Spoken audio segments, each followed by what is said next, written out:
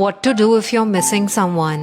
Number one, यार मुझे नहीं पता तुम किसको मिस कर रहे हो, but if you are missing someone then tell them ना। उस इंसान को टेक्स्ट करो and tell that person that you miss them. तुम चाहो तो कॉल भी कर सकते हो। Ask them how they have been. उनको बताओ that you have been thinking about them या जो भी है। I mean life is too short. If you miss someone इतना मत सोचो। नंबर टू, कई बार ऐसा होता है दैट यू मिस समवन जिसको तुम कॉल या टेक्स्ट नहीं कर सकते। समटाइम्स आप उनको सोशल मीडिया पे भी स्टॉक नहीं कर सकते because may be you are blocked. So ऐसे केसेस में when you miss someone what you can do is कुछ देर अकेले बैठो and think about that person. Don't keep fighting with the feeling. The more you tell yourself, why am I still thinking about them? I shouldn't be missing them. The more you try to forget them, the more they'll stay on your mind.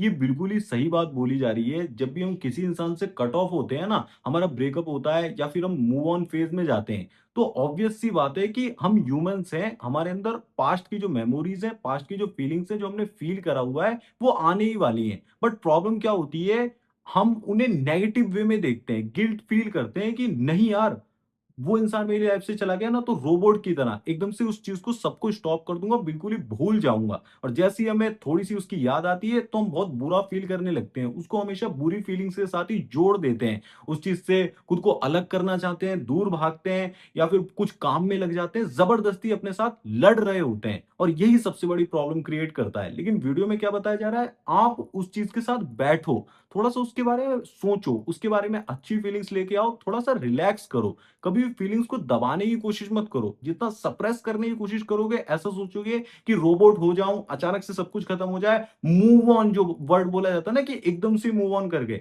ऐसा नहीं होता है। हम human से धीरे धीरे सारी चीजें ओवरकम करते हैं। तो सबसे पहली चीज तो किसी को याद करने के लिए गिल्टी फील करना बिल्कुल ही बंद कर दो। देखो, आप बात कर सकते हो तो बात कर लो, लेकिन अगर एक्सेस नहीं है तो याद तो कर ही सकते हो। अब इतना कंट्रोल होना चाहिए कि आप याद करके कनेक्ट ना करो। अगर वो पर्सन आपसे कनेक्ट नहीं करना चाह रहा, एक बाउंड्री की रिस्पेक्ट भी करनी है। उसने आपको हर जगह से ब्लॉक कर रखा है, आपका नंबर वो ब्लॉक करे बैठा है, मतलब किसी तरीके से आपसे बात नहीं करना चाह रहा, तो आपको बाउंड्री की रिस्पेक्ट करनी है। वहां पर आपको कनेक्ट करने की कोशिश नहीं करनी, बट इतना आपका हक है कि आप किसी को याद करके अच्छा फील कर सकते हो।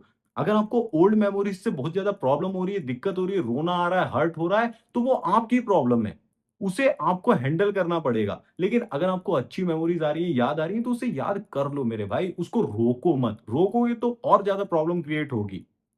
Sometimes the best thing you can do is let the feeling come and let it pass. Simple सी भाषा में बताऊं तो किसी की याद आए कभी तो याद आने दो, किसी की याद आए कभी तो उसे याद कर लो।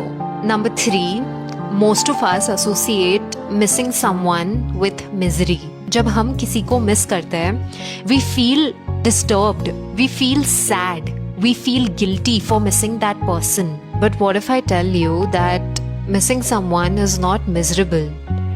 It doesn't have to be. Please don't associate it with misery. It's completely natural to miss someone and it can always be dealt without making yourself miserable. यहाँ पर मैं भी आपके साथ फर्स्ट ब्रेकअप का और मूव ऑन का face share करना चाहूंगा।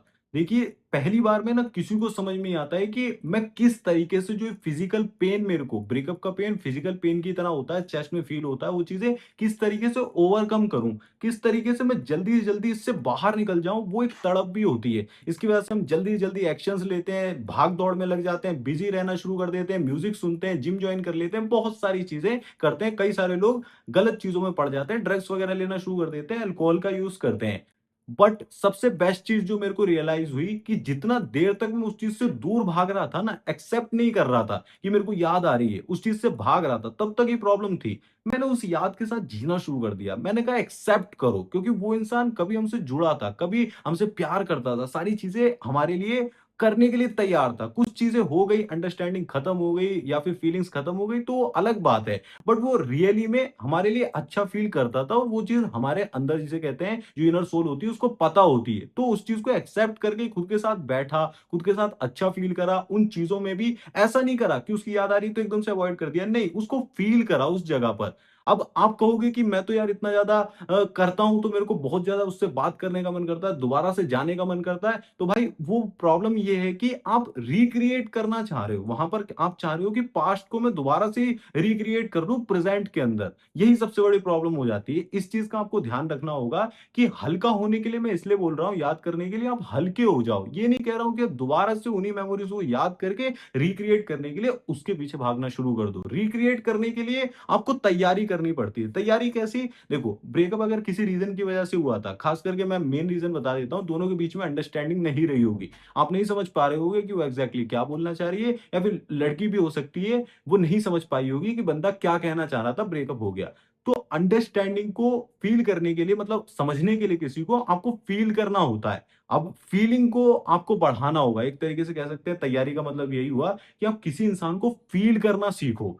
फ़ील कब कर सकते हो? जब आप अपने अंदर से थोड़ा खाली हो, मतलब अपने बारे में ज़्यादा सिर्फ़ अपनी-अपनी तरफ ध्यान ना दो कि मेरी लाइफ़ में ये प्रॉब्लम है, मैं उससे प्यार करता हूँ, मैं उससे बात करना चाहता हूँ, तो किसी भी तरीके से चला लूँगा। नहीं, सामने वाले पर्सन की लाइफ़ को भी ऑब्ज़र्व करो कि उसको कितनी आज़ादी है, उसे फ्रीडम चाहिए, किस तरीके से वो बात करता है, क्या रीज़न है, क्या वो मेरे से दूर हो रहा है? अगर वो मेरे से कह रहा है कि तुम मेरे क्लोज़ आते हो, मुझे प्रॉब्लम होती है, या फिर तुम्हारा छूना पसंद नहीं है, या फिर और भी चीज़ें, तो उसको फ़ील करो, अपने अंदर जाने दो कि ये क्या है। पहले तो एक्सेप्ट करो कि गलती कहाँ पर हुई है। एक होता है ना कि रूट कॉज़ तक जाना, वो चीज़ आप करो, तो आप जिसे कहते हैं पास्ट से सीखोगे भी और उस चीज़ से ओवरकम कर जाओगे। देखो, मूव ऑन करते-करते तैयारी करना एक बड़ा पीरियड होता है, एक कमाल की चीज़ होती है। कई बंदे होते हैं जो मूव ऑन के साथ तैयार हो जाते हैं। वो जो होते हैं ना कि 6 महीने में बंदे ने ऐसा कुछ कर दिखाया कि उसकी एक्स वापस आकर देखने लगी कि बंदा इतना ग्रो कर गया। वो वाला फेज़ मैं यहाँ पर बता रहा हूँ। तो ये पर्सनल गाइडेंस से ही आप कर सकते हो, जिसमें जिसे कहते हैं, मैं प्रैक्टिकली आपको स्टेप बताता हूँ कि किस तरीके से आपको किस समय पर क्या काम करना है। 4 पिलर्स होते हैं किसी भी इंसान को रीअट्रैक्ट करने के लिए, बहुत सारी चीज़ें होती हैं। तो अगर आप वो जानने में इंटरेस्टेड हो, तो मैंने आपको ना डिस्क्रिप्शन में और पिन कमेंट में एक लिंक दिया हुआ है। वहाँ पर आप क्लिक करोगे ना, तो आपको वहाँ पर कुछ सेशंस मिलेंगे। टाइम के अकॉर्डिंग मिलेंगे, वीडियो कॉल, चैट या फिर ऑडियो कॉल, कुछ भी आप ले सकते हो, जैसा आपका मन करे सिचुएशन के अकॉर्डिंग। वहाँ से आप तैयारी शुरू कर सकते हो। मूव ऑन तो आप कर जाओगे, मूव ऑन करने में मैं आपकी हेल्प करूँगा और तैयारी में भी हेल्प करूँगा, तो दोबारा से ही काम आपका बन सकता है और लाइफ में ग्रो भी करोगे। देखो, अभी सीख लोगे, तो सिचुएशन आगे भी अगर लाइफ में बनेगी, तो आप हैंडल कर पाओगे। सीखोगे नहीं, अवॉइड करके आगे बढ़ जाओगे, तो भाई कुछ नहीं होने वाला है। लड़की लड़की ही रहती है, आगे भी दूसरी लड़की आएगी, वो भी आपकी लाइफ से जाएगी। तो आपके ऊपर है कि भैया अभी मैं सीखना चाहता हूँ, या फिर मूव ऑन करना, वो मूव ऑन बिना करे ही सिर्फ ऐसे टाइम पास दूसरी रिलेशनशिप में जाना चाहता हूँ। पूरी तरह से हील करके जाओगे, दोबारा से नई चीज़, नया स्वाद मिलेगा।